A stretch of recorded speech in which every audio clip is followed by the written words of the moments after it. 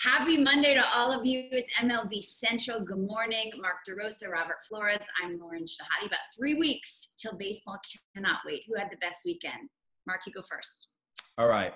I drove an hour and a half. It was my son's 10U. It was their last tournament. We got steamrolled. We walked into a buzzsaw, and I had to have the meeting with the kids afterwards. Like, listen, there's no like Little League, Ripken League down here where the kids play town. This is strictly travel baseball. I despise it, but it's what we're given.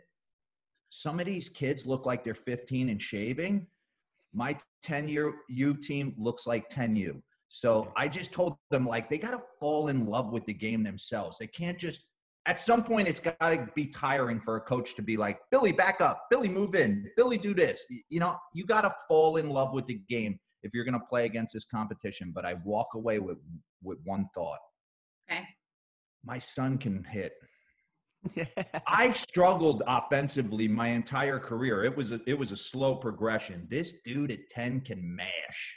Everything else is we can work on it because hitting pays the what?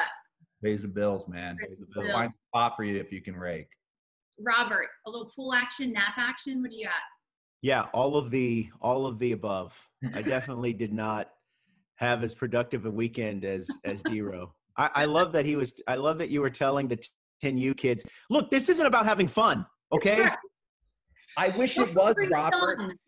I wish it was, but these tournaments that we're being thrust into, it's not. This kid was coming set yesterday, pick-offs, throwing darts. I was like, woo. You will be happy to know that I went to the Jersey Shore and I tried fried butter. What is that, you ask? Stick of butter, fried, covered in sugar. You're welcome. Lauren. You got to try it. You need a physical. 100%.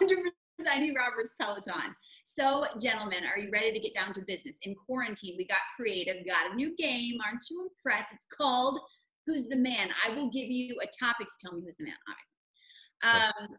Shortened season. Let's get creative. We're starting at the plate. Who is the man who will hit 400 this season? Robert, we'll start with you. It's a tough one, right? Say it. You don't want to say it. I know. I want to say Jose Altuve. I'm going to say Jose Altuve. How about Chris Yelich? Tim Anderson. Tim Anderson, last year's batting champ. That'd be good. Yeah. I'll go Jose Altuve. What about you? You guys are going to be mad at me. Okay. There's no one doing this. No one. No. And I'll tell you why. The pitchers aren't going to be ready. You are never going to face the same guy twice. You'll be lucky if you get a start or two looks at him. It is going to be reliever central, exploding fastballs. It's going to be tough to score runs in this environment. I just can't see somebody hitting over 400. Oh, I hate that answer. I know. I hope I'm wrong, but I don't think it gets done. Okay, so is anyone going to hit 20 in 60 games? How many home runs would you hit, D-Row? Me? I'd be hoping for 10. That would be unbelievable. So this one's interesting. I'm going to answer this one for me. My initial reaction goes Ronald Acuna Jr., but I'm not going there. Joey Gallo has figured it out. I really believe in my heart he goes into a new stadium. He's going to set the world on fire. He hits north of 20 bombs in 60 games. Ooh, I love it, Robert. I'll go Cody Bellinger. I think that I think the Dodgers are going to be a real problem like they always are. I think Bellinger could go upwards of 20, and our coordinating producer mentioning here in the chat, Yoenis Cespedes contract year. DH, he doesn't have to play the field. Just get up there and mash. That's so shocking from our Mets apologists. I know. What about Josh Bell? 37 a year ago, hit 270. Love him. You got to look at who they're going to face, Lauren. They're going to stay in that pocket, AL Central, NL Central. So you got to look at who people are going to face and how they match up. Who's the man who will have a sub-1 ERA, and how many guys will be in that category, if any? Robert, start with you. I don't know how many, but if I had to pick one, Jack Flaherty for me. I think I think he found – He did. He took that step. He took that next step last year, and I think that if it's anyone that could do it, I think it's him. All the talks with Bob Gibson and Adam Wainwright under their tutelage. D-Row? Garrett Cole. Baby. And he's going to do it for about 6 more years after that. I just think he's coming into his own. He's unhittable. He's been waiting to put pinstripes on. You know, during this quarantine, he has kept his body in elite top condition. About to be a first-time dad. Do you think the fact that there's no fans at Yankee Stadium helps him if he doesn't get off to a perfect start in his first start on opening day? Or does it hurt him that he was anxious to play in front of the Yankee fans? I don't think he cares. I think this guy's gone to another level. There's certain big leaguers that get to this level that other guys can't get to. I think mentally he just thinks he's better than everyone. I love it. You got to be that way. Who's the man best suited to win the NL Triple Crown, D-Row? Yelich for me. I love the ballpark. I mean, he was toying with it the last couple years. So I think Acuna would be in the mix. If he leads off, he's not going to have the ribbies. Yelich lines up in that ballpark to challenge this triple crown. Would you pick him over 162 as well? Yeah, probably. Okay. Probably. Robert?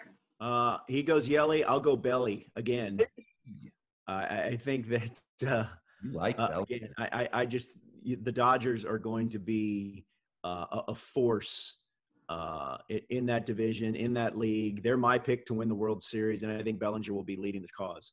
You know, it's funny. I was asking you guys about who would hit 400 or 20 home runs, and it goes to your point about pitching, which leads to our next topic. Who's the man that will be the best bullpen weapon? And it's going to be interesting because they're going to be used differently. First of all, how many guys do you think go out there and give you 7 or 8 now?